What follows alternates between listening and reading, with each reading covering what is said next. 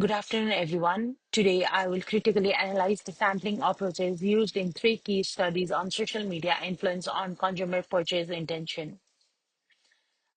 Next slide. Uh, I have chosen three articles that is R1 2018 on social media advertising features and Jamil and other writers on 2024 on TikTok influencers and consumers well-being. And lastly, the cent- Century and other writers of 2022 on social media marketing activities. This analysis builds on my previous literature review and examines how sampling choices affect quality and applicability of each study's finding. Let's begin. First, Allone 2018, this study used convent sampling on non-profitability technique. Researchers allocated 437 valid responses from social media users across four major cities of Jordan through self-administrated questionnaires. Why this method? The quantitative survey designed with same analysis required accessibility respondents quickly. The target population was active social media users in Jordan, and convince sampling was practical due to time, budget, and lack of the complete population frame in emerging digital marketing context.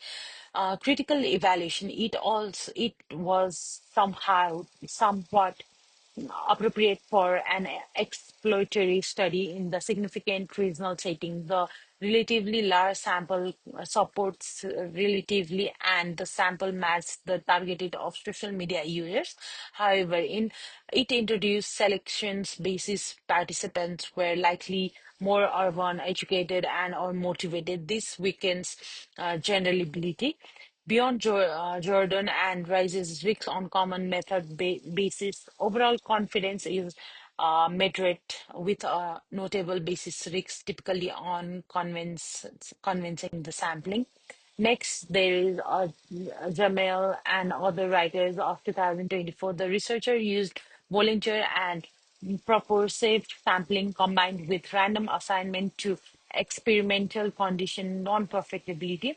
They required 190 participants primarily through a primary focus group on university students, then assigned them to macro and mega influencers video condition. Why this method? The between subjects and experimental decisions, sample PLS analysis needed participants familiar with TikTok influencers, volunteers, and propositive sampling allowed efficient requirement of revalent users, while random assignment strengthen internal validity for testing mediation, well-being, and moderate influencers type.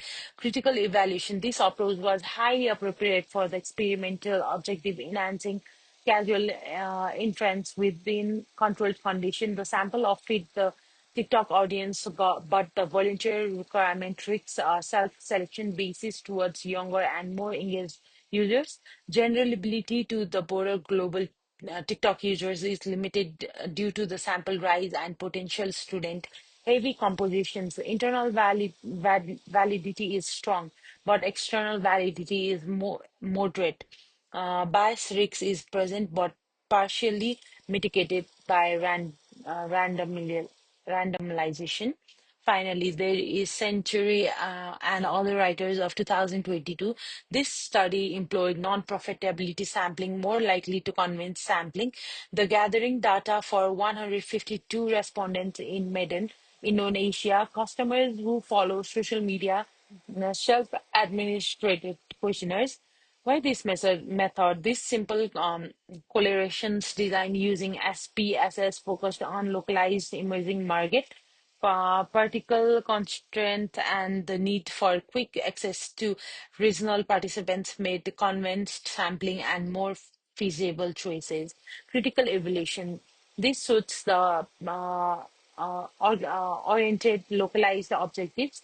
The sample aligned with the regional target audience. However, the small sample size and non-profitability method significance limited general ability beyond Medan. It carries high selection bias risks and low statistical power, weakening reliability for border claims. International validity for bias correlations is accepted, but overall confidence is low. In comparison, all three studies relied on non-profitability sampling, primarily convincing or volunteering methods. This is common in consumer behavior research involving online platforms. All one provided the largest and most geographical disappeared within one country sample, whereas Jamil added experimental rigor through random assignment, and Century and other writer added was the most localized and simplest. The most effective approach, in my view, is Jamel and other writers of 2024. The combination of propositive and volunteer requirement with random assignment best balance feasibility with strong internal validity essentials for their meditation and moderating testing. Common weakness across the paper include the limited generalizability due to the non-profitable methods, potential urban educated and self-selected biasness, and regional or platform specific focus. These choices prioritize practically over board representativeness. In conclusion, while the sampling strategy enables valued um, insights into social media impact on purchase intention, they highlight the need for the future studies in cooperative probability or mixed sampling methods to greater robustness. So understanding these methodological choices help us better evaluate research quality in digital marketing. Thank you.